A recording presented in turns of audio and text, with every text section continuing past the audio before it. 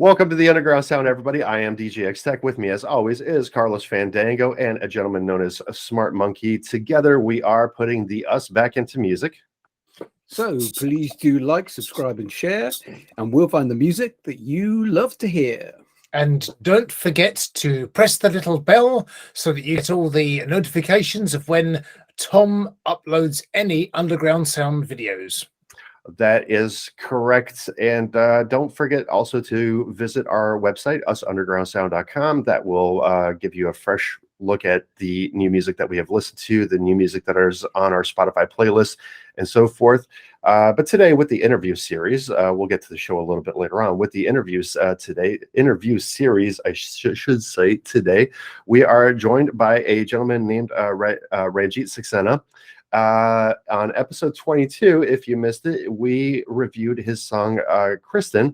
That would be Kristen as in probably the name, not the religious experience. Everybody, please welcome Ranjeet Saxena. Ranjeet, how are you doing today? I'm well, and it was kind of a religious experience, actually, if to use the word liberally. I'm well. Thank you guys so much for having me, and really excited that you were able to feature that song on your first show of the year. Yeah, well, it was the first track for the first show, wasn't it? That was our show, our 2023 opener. So yeah, so honored, and you all know when you're launching a new project, to get that immediate attention in terms of some tangible thing is extremely exciting. So after being hunkered down over COVID, this was really wonderful. So thank you again. Well, definitely all thanks go to Carlos Fandango. Carlos Fandango is pretty much what you would consider the producer of the show. He does scour the internet and he does find these songs that we feature on the show, and he does a great job of it because obviously from the reviews, as you've heard, Ranjeet, we loved it. So I got to ask you, because this is one thing that I like to know offhand. Being a musician these days with social media involved, let's not talk about Spotify. Let's just talk specifically about Instagram, Facebook, YouTube, the usual suspects. How do you feel that social media has helped and or hindered you from kind of like releasing this out to the world?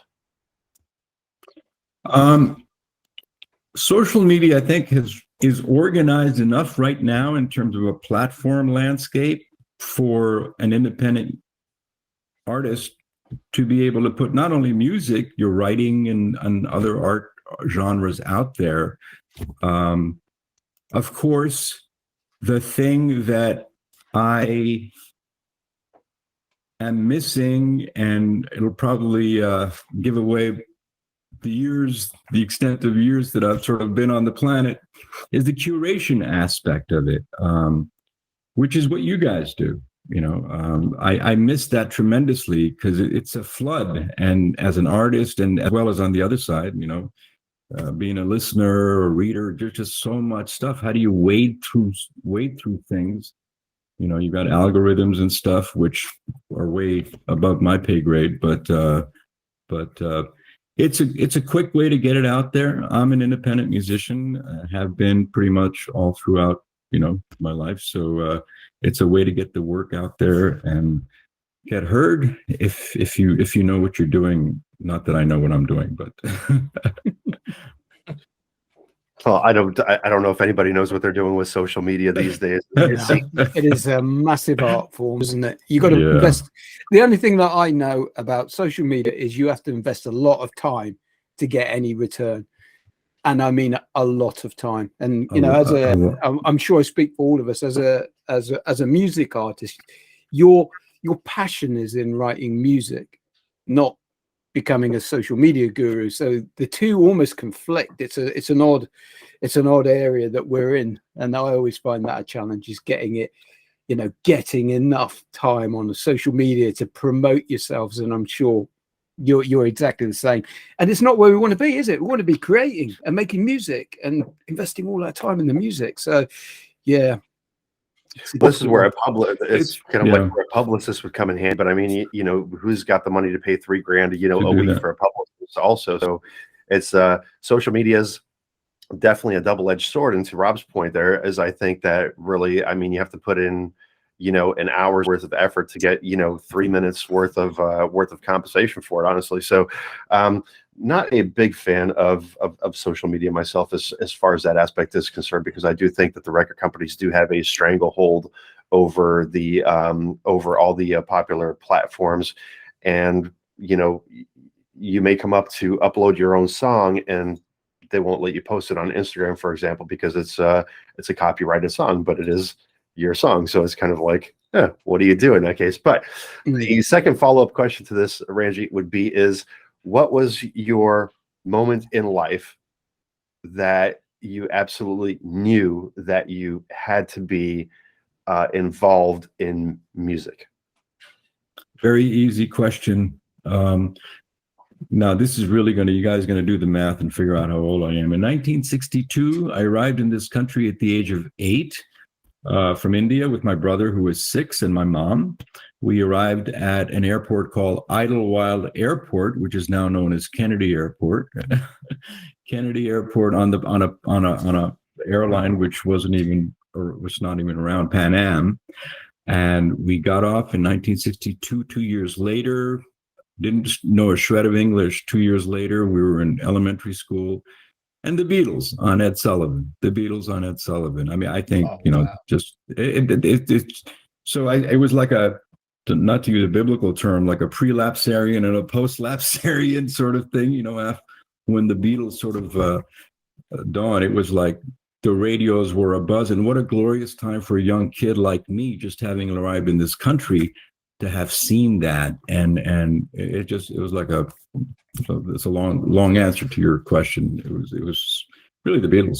Yeah, that's an interesting thing. I mean, my mum and dad were very lucky, I think, luckiest humans alive, really, because they were there would have been. So when the Beatles broke in the UK in the big way was in 63, then obviously broke America in 64, right. Early 64, when they had the top 5 songs on the US Billboard. And so basically, they were 15 years old when the Beatles broke out big. And you think, what a great era to be a teenager. The perfect time, I think, to be 15 years old would be that year, 63. Well, we have disagreements with that, because once again, I think the 90s were a great time to be a teenager as well. Sure. The 90s didn't have the Stones, the Kinks, and Elvis, and Tom Jones, and Shirley Bassey, and Frank Sinatra. And I could keep going on all night because there's so many good stars. Bob Dylan. This is when all those artists and all that music, was having a comeback, right? It was being popularized again, along with the new music coming out. So that's the way that I feel, at least in the U.S. It seemed like it was that way. So I think that I got your age down, Ranjeet, and I'm going to say that I think both Carlos and I are jealous that you actually have your hair as well. Because don't do the back view here, but okay. So tell us a little bit about Kristen. What was the motivation and basically, because I know you have bandmates. There were supposed to be bandmates here. Right. So who was involved in the writing process with Kristen, and basically what was the motivation for it? Sure. Just a quick 2 steps back. These songs are all original songs that I have written or collaborated on over the past, I would say, 20 years or so, 2 couple decades. I've been a full-time musician, then of course life has taken over, and raising kids and so on and so forth. Kristen was a rock song that I wrote about 2004, 2005, and it was just kind of sitting with like all these other songs in demo form and in places. And basically, 2 steps back, what I decided to do over COVID, I had some resources. I said, you know what? I have this body of stuff apart from all the bands and stuff that I was in, and I'd love to see really produce. So I gingerly took it to a producer in Oscar Albiz Rodriguez, who was the technical producer on the album. he and John Daly, the keyboardist, listened to all of them patiently and generously, and they got excited about these tunes. They said, "You know what? Let's work them up." And they brought on a cast of characters which were incredible. So Kristen specifically is a rock tune that was a demo that I had for many, many years.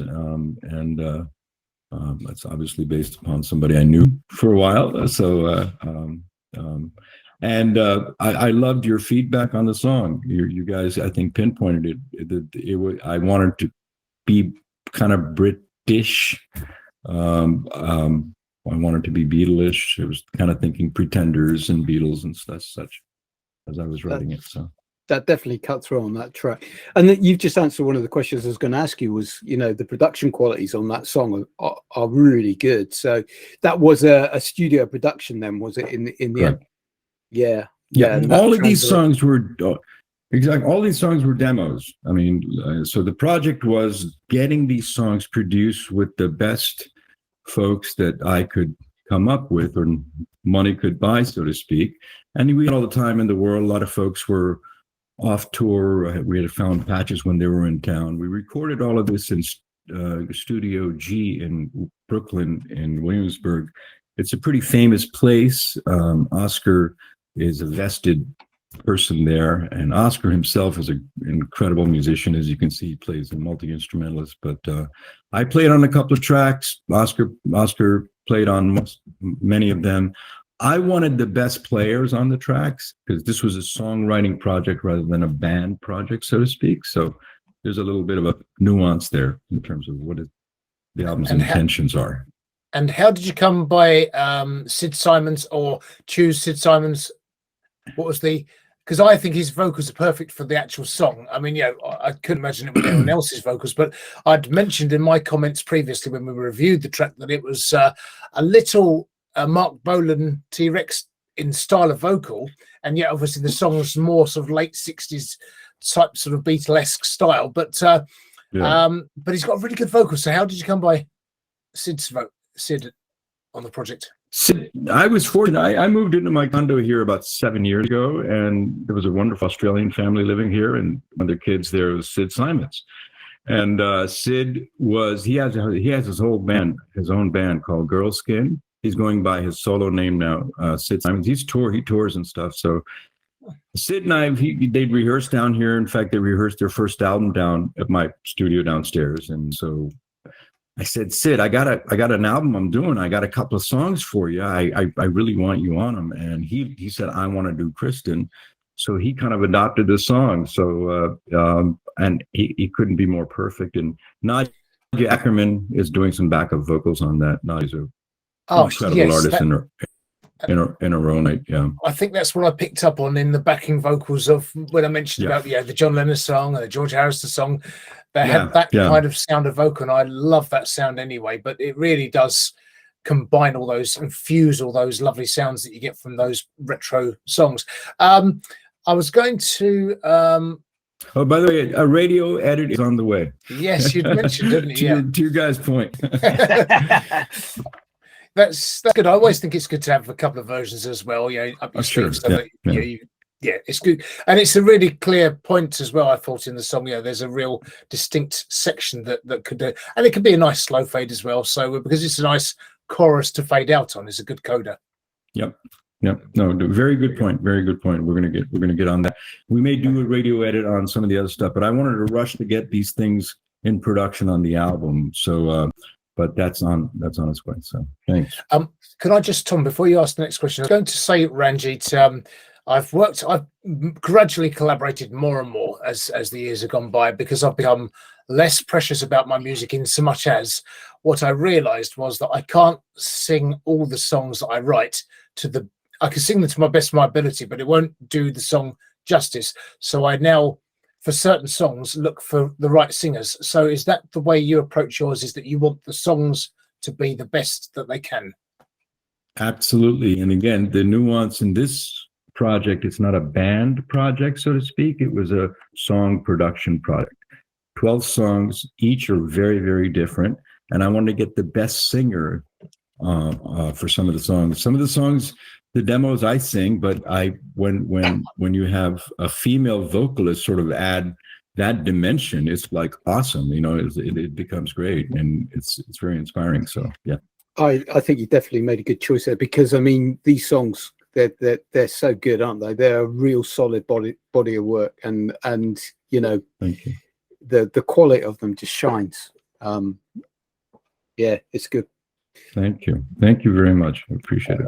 All right, since everyone's like derailing my questions now. Sorry. Now Carl just literally took 2 questions away from me. So here we go. So Kristen is just part of a 12-track album. 12-track album comes out when? March 15th. We have 5 singles that are you can listen to them, download them, buy them. They're on Apple and all the places. But the actual physical CD is being released on March 15th. Physical distribution will be available. So speaking of social media, I don't have a website or anything. All I'm doing is an Instagram thing, I was just going to ask you, especially with the physical CD coming out, where is the promotion going? Are you going to be promoting this on a website, or are you just going to be using your social media platforms? Are you going to distribute in stores? What's the story about that, so everybody can catch the album? Thank you for asking. I'm going to be distributing them through CD Baby, and there will be links on my social media in terms of how to order. Hopefully, they'll give me a scan code that I can pass along to folks. In terms of promotion, as an independent artist, you got to count your coins, So I've invested in a radio promotion, which is going to be like a 6-week promotion starting mid-February. Surrounding the album with 5 focus tracks. Yes, you got it there, DJ. That's right. Cha-ching, cha-ching, cha-ching. But you can pick up a radio promotion company and you don't get anything, and some people do good jobs or whatever, but this was recommended to me by one of my vocalists, Nadia. So I'm working with Twin Vision. They really know what they're doing. So let's see what happens with that. I'm thinking of moving along with them to even help me with some social media platforms. That's a sort of a necessary, I won't say evil because I'll sound old, but a necessary part of today's independent music world. It's evil. Yeah, you're not going to sound old saying it's evil. I think it's evil, honestly, is just because I think that back when I released my very first album, the only kind of distribution company that was around was CD Baby, and CD Baby was great because they would put you on iTunes, and it seemed like like kind of sales flourished, and it seemed like the independent musician could make a living off of it at that time. But as things have grown and we've introduced Pandora, Spotify, I don't want to name a whole bunch of companies because then whenever we make it big, we're going to get sued, if we make it big for that matter. But but it just seems that the more and more social media that's come out, it's hindered the process dramatically. But that aside, we already talked about it. Let me ask you this: have you ever performed live? Do you, and if so, do you enjoy performing live? Or if you have not, do you have any plans to perform live? Yes, I performed live throughout the years. I started out my career as sort of like 17 years playing live. So I go back playing fiddle. I'm a fiddler. I'm a violinist. I played in country rock bands, Irish bands. Then I moved into the rock world. I have my own independent band called D Saxmo. We've got 2 albums out. You can catch us on YouTube, Amazon, and places.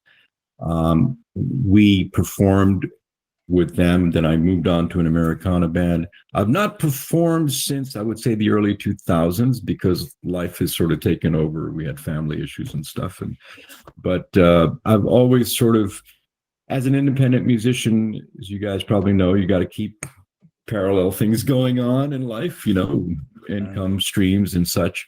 So I was able to comfortably take a little departure from my work life, my income, my day job, so to speak, about 6 years ago, and sort of moving ahead with song production right now. But My hope is in May at some point, we do a little showcase here in Brooklyn.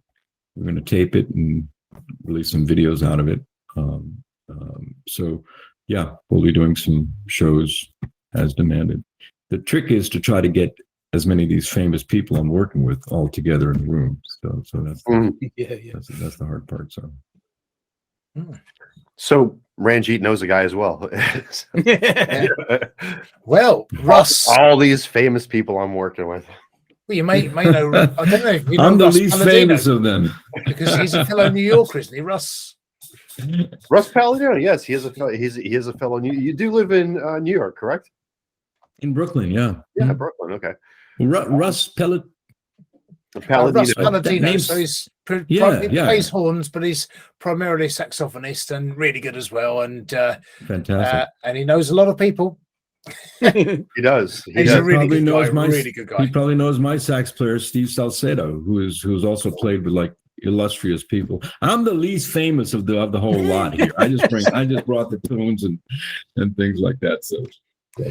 So let me ask you, Ranjeet, is there a particular song that whenever you hear it just really kind of makes you drift off into another plane? Not of yours particularly. It doesn't have to be one of your songs. But let's say, you know, by let's say since your influences would be the Beatles or what have you. Do you have one particular song that you just absolutely love that completely every time you hear it just blows your mind? You know, I'm gonna date myself again here one day. You guys remember AM radio versus FM radio? Yeah. You know, the days of AM radio when you didn't have the second band on the car here. I grew up in that world, you know, and so when a song came on, especially at that impressionable age, that you had crappy things that were like earworms, like gum commercials and stuff that would get like earworms.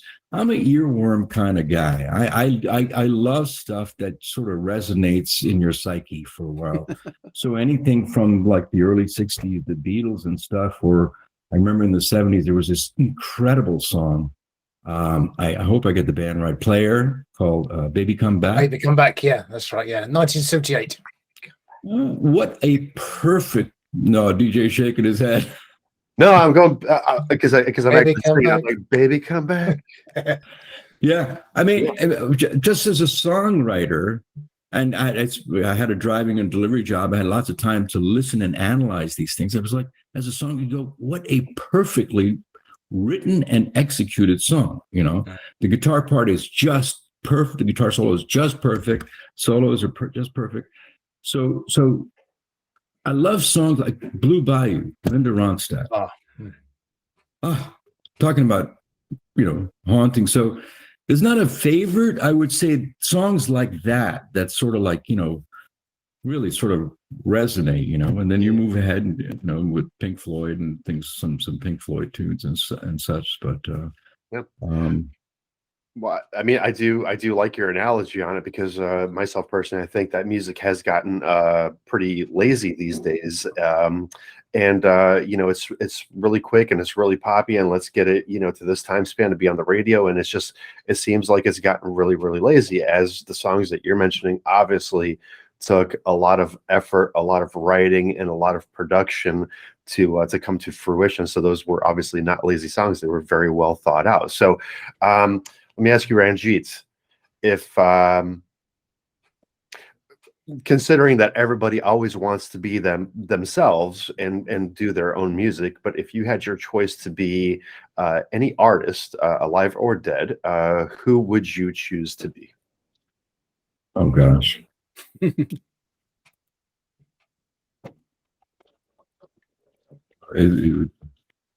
It's really presumptuous to even say that you want to be one of the Fab Four, of course. You know, but, which one would you be though, if you're going to be a Fab Four? Oh goodness! You know, when I look back and I look at Paul is just so well-rounded. Paul's musical inputs are just so varied. I think the most varied of the four, and it shows throughout his career, his body of work. I appreciate that just in a general quality, So I really appreciate that, because you draw from so many places. You can draw from so many places. At this point in my life, and this is also going to be presumptuous, I kind of would like to be like a Quincy Jones Jr. in a way, behind the scenes, putting together this stuff, and maybe performing on some of them or what as need be, but really just doing the work for the product itself. I hate to even use the term but doing the work for the song itself, apart from one's ego or one's involvement and such. So, as I mentioned, I play on a couple of songs. I sing a couple of songs, but I was really concentrating on the songs themselves. So you really would like to be more on the production side than the export side. But when we go out and play, I'm going to be up on the guitar and just putting it forward if Oscar can't make some of the gigs and such. But yeah, I'm really interested in, and in a way, I was reading an article the other day that we kind of live, whether you like it or not, in a post-album age. When you think about that. So this was a labor of love that I did over COVID. But I'm thinking to myself, you don't have to put albums out. I mean, harkening back to the days of AM radio, the single ruled. The single freaking ruled, but that's because if you had a good. I'm sorry? I said, but that's because it was AM radio. That was because of AM radio. And I don't know, maybe something has come full circle. I have kids. You guys maybe have kids or no kids of today and such, and what's in it, like Sid is in his late 20s. He's a kid. He could be one of my kids, but Sid is so tuned into the stuff from the 60s and 70s, and that classic time, because as we were all talking before, songs were really crafted in a unique sort of way. I'm not saying they're not crafted now, but in a unique way that had some staying power for some reason. That's why people are sort of retreading all the time. So if there's one thing that this album can do is sort of that I would be hopeful for is like, hey, a couple of these songs have wheels, like in that respect, that song's kind of stuck in my head, like in the old days. So that's what I'm looking for. I think I'm hearing noises from people saying that they appreciate albums and think the album market is making a bit of a comeback, and also there's a place for it still, because I think there is. And my son, he's only 19, coming up for 20, and he'll listen to, it's just Eminem, it's just Kendrick Lamar and The Weeknd, and just a sort of very limited amount of music. However, he will listen to the whole album. I mean, something like Kendrick Lamar and Eminem to a degree, very much concept albums. So I think there's definitely a place for it, and there is a hunger for it still. I still love albums, and whilst I've been doing this last year, I think there's definitely a place for more albums. And the thing is, I think with albums, you can actually, like with Tom and I have spoken before about the Pink Floyd and letting albums breathe. You need to actually. Pink Floyd, you need to listen to the whole album, really, or Kate Bush, the whole album. Otherwise, you're really not doing it a good service. It's a body of work, isn't it? The album becomes a body of work. And I think, Ranjeet, when I listen to some of your tracks, and I guess they're all going to go on to that album, it is very much like that. It's a body of work that you want to bring together as a solid piece. And the albums these days are, although they are somewhat, we are talking post-album, I think there is that more appreciation of it. I think oddly enough, the comeback of vinyl, and how, mean, I've got a 17-year-old daughter, and she loves vinyl. So it's almost like everything's going around full circle. And because she loves vinyl, she loves albums, and she's appreciating albums now over a Spotify playlist. So you're right. I think that there is still a place for albums, and everything goes round in circles, doesn't it? Everything goes round in circles. And if you're patient enough, everything will circle back around. And times like this for yourself, Ranjeet, are good, because that concept of what you want to achieve from your music, and the way you're talking there, where you you have given birth to a song that you really want to give it everything, and you've almost like reconciled yourself to step back from it and let others own elements of your song, because that is what will give your song the fullest and the best sound. And I think there's a lot in that. There's a lot in that it's more than just production. You have taken this seed, and then you are going to let it grow, but sometimes you step back and let others make it blossom, as it were. It's a very hard thing to do if you're a songwriter and constructor and lyricist and all these. If you do all that yourself, they're your babies. They're very personal to you. You're letting a bit of your soul out to the world and exposing your soul to the world as such. So I think doing that, I mean, for me, it was such an interesting, scary experience at first, letting somebody else sing a song. But once I realized how much it elevated the song, it was a no-brainer after it. I've been collaborating more and more. So how beautiful it could be. You're right. It's shooting for the song. That's basically it. Sorry, DJ. No, you're fine. By all means, we want to hear from you because you are the guest here. So, we've spoken about it. I think the last episode we were listening to something Argonauts, I think is what it was, like getting back on that. Yeah, and so we were saying that it kind of feels like that's the first song in a series that will become an album. So I do like the storytelling as where an album is concerned. Some singles are obviously very poppy and they're just naturally hits by themselves. I'll ask you this, Ranjeet, just kind of like as a closing question here, is when you sit down and you think about a song, where do you draw inspiration from? What motivates you to write a song? Is it usually something personal that happens, or is it something whimsical? Is it more imaginatory? How do you feel that you go about the process of basically creating your baby here? It's got to come from personal experience in a way. I think that's really important. You got to write about stuff that's important to you. C.S. Lewis, who was a great writer, British writer, he had a great quote. He said, and I remember that, I keep this in mind all the time, most people who try to be original, he said, fail because the way to be original is try to be honest first. Be as honest as you can first. And he said 9 times out of 10, you'll by default become original. So in terms of drawing inspiration has to come from, for me, stuff about. When the album is titled Love and Desire, we have all lived many decades and probably have many chapters that we could talk, in those areas. So the songs are kind of thematically around that. But it's all based on experience in a way. So I think that's good, isn't it? So you write from the heart.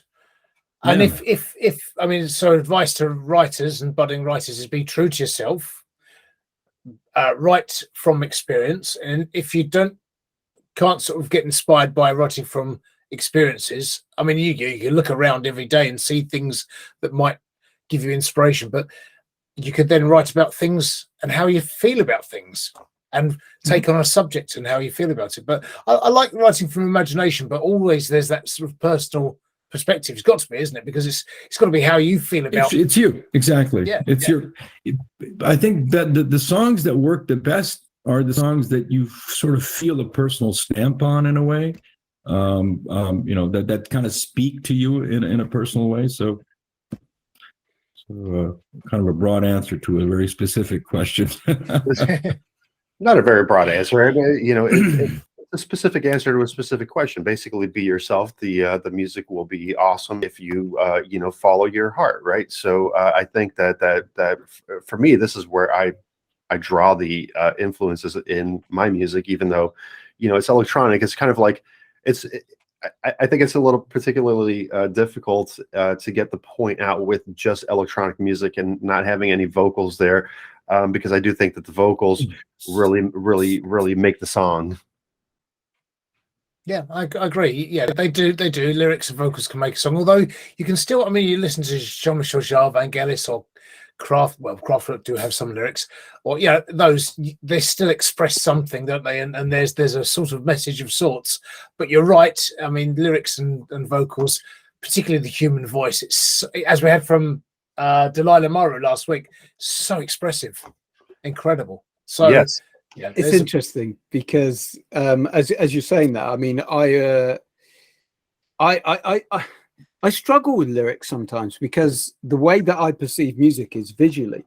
So when I listen to music, I don't necessarily hear the lyrics. It's a very strange thing. And my kids go, that's your favorite group. Why don't you know that song? And I said, well, I don't hear the song. I hear the music. So when I write my music is telling a story through the process of the sounds and the journey that the sounds take you on. And oddly enough, whenever you listen to any of my music, the vocals almost don't make any sense, because that's what I try to project, is these kind of voices that you can't perceive, but they become part of the song. But you're dead right.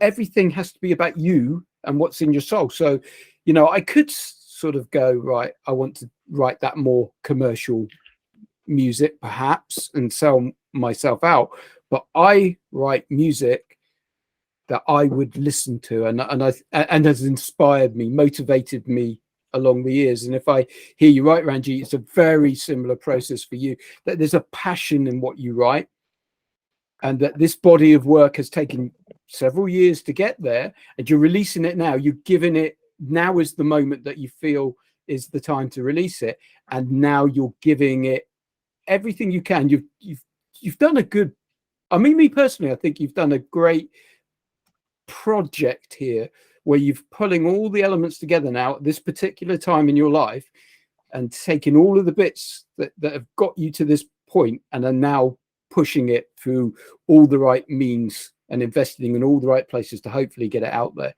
And there's nothing wrong with that in my opinion. But the same, because I think also then the age and the maturity with your music and the knowledge you have to be able to do that. Now, do you think, Ranjeet, you could have done this 30, 40 years ago? No, I didn't have the money. I still don't. The thing is that I think you gentlemen will agree, as long as you keep a tune in your head, you stay young, and like I'm hanging with 25-year-old, 26-year-old musicians and stuff, and they think I'm relevant. So, God bless them. Right. It's terrific. So, but yeah, I mean, hopefully, I was thinking the other day, one of my songs, God, what would it be like if Tom Jones kind of picked that up and if he freaking just sang that song? There's a song on the album called Keep Me Strong. It's kind of a reggae tune. But I said, man, he would just blow that out. By the way, speaking of Tom Jones covering, have you heard his cover of Burning Down the House? Yes, quite good. Yeah. He does some good covers. He interprets songs well. It was amazing. He did it with the girl from what's the name of the band? But look it up on YouTube. It's awesome. I'm talking about Burning Down the House. Yeah. Because I love the original as well. It's great. And Talking Heads just fantastic. And his voice in a sense isn't massively dissimilar. It isn't David Byrne, but it's much better than David Byrne's voice as a singer's voice. But yeah, he can really boom out a song, can't he, Tom Jones? And he does interpret like Rod Stewart. Rod Stewart's very good at interpreting songs. Yep. Great vocalist. So. Awesome. I want to thank you, Ranjeet, for taking time out of your day today to sit down and talk with us. Ladies and gentlemen, please join me in a round of applause thanking Ranjeet Saxena. Bravo. Thank you. Thank you. We definitely look forward to everything that you have going on. Catch the album release on May 12th? On March 15th. And totally I'm on Instagram on DeKalb Studio. Look me up on DeKalb Studio.